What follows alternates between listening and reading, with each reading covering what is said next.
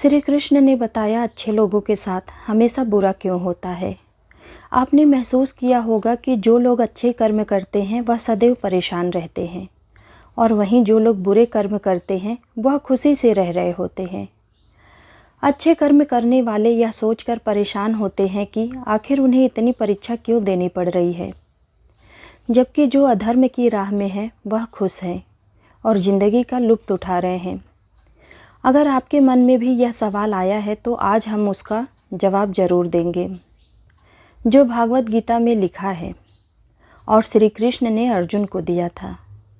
भागवत गीता में वर्णित कथा के अनुसार जब भी अर्जुन के मन में कोई दुविधा होती थी तो वह श्री कृष्ण के पास पहुंच जाते थे।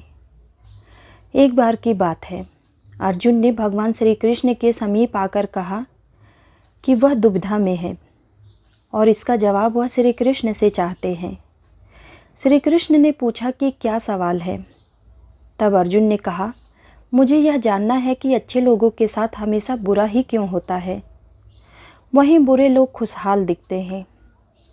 अर्जुन के मुंह से ऐसी बातें सुनकर श्री कृष्ण मुस्कुराए और कहा, मनुष्य जैसा सोचता है और महसूस करता है वैसा कुछ नहीं होता है, बल्कि अज्ञानता की वजह से वह सच्चाई नहीं समझ पाता है। अर्जुन उनकी यह बात समझ नहीं पाए। इसके बाद श्री कृष्ण ने अर्जुन से कहा, पार्थ, मैं तुम्हें एक कथा सुनाता हूँ।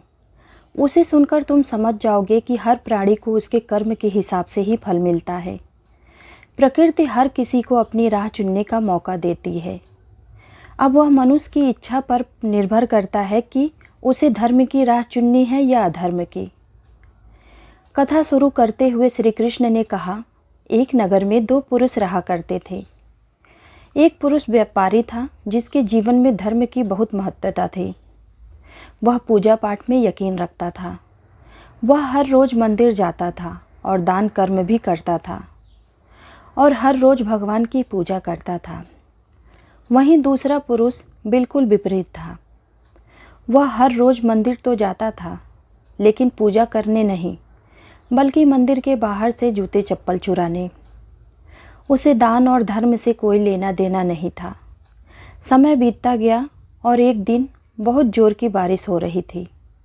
इस वजह से मंदिर में पुजारी के अलावा और कोई नहीं था। यह बात जब दूसरे पुरुष को पता चली तो उसने कहा कि यही सही मौका है मंदिर का धन चुराने का। पंडित से नज़रें बचाकर उसने मंदिर का सारा धन चुरा लिया। इस समय धर्म कर्म में विश्वास रखने वाला व्यक्ति भी मंदिर पहुंचा। दुर्भाग्य से मंदिर के पुजारी ने उसे ही चोर समझ लिया और चिल्लाने लगा। वहाँ लोग एकत्र हो गए और उसे बहुत मारा। किसी तरह वह बचते बचाते वहाँ से निकला तो दुर्भाग्य ने उसका साथ वहाँ भी नहीं छोड़ा। मंदिर के बाहर वह एक गाड़ी से टकरा गया और घायल हो गया।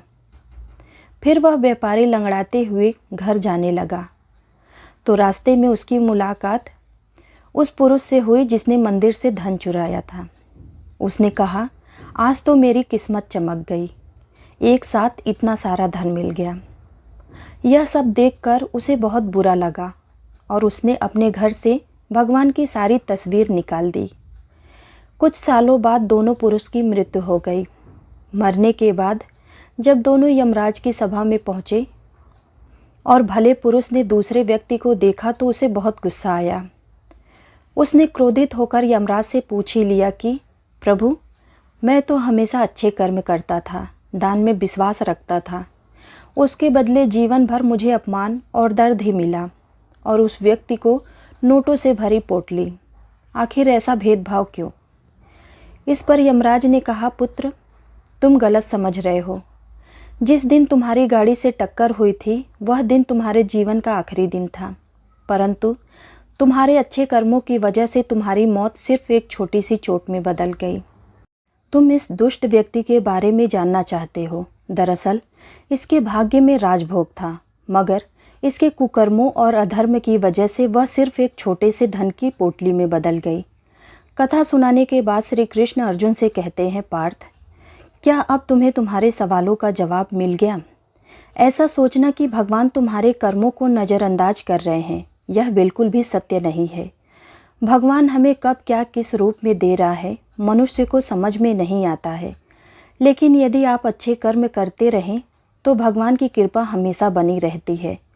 इसीलिए आपने अच्छे कर्म को बदलना नहीं चाहिए, क्योंकि उसका फल हमें इसी जीवन में मिलता ही है। इसीलिए मनुष्य का फर्ज है कि वह हमेशा अच्छे कर्म करते रहे, क्योंकि श्री कृष्ण ने गीता में भी बताया है कि किसी के द्वारा किया गया कर्म बेकार नहीं जाता है, चाहे वह अच्छा हो या बुरा। उम्मीद करती हूँ आप सबको यह कहानी ज़रूर पसंद आई होगी। ऐसे ही नए नए कहानियों के साथ जुड़े रहने के लिए कृपया मेरे चैनल को लाइक और सब्सक्राइब ज़रूर कीजिएगा। धन्यवाद।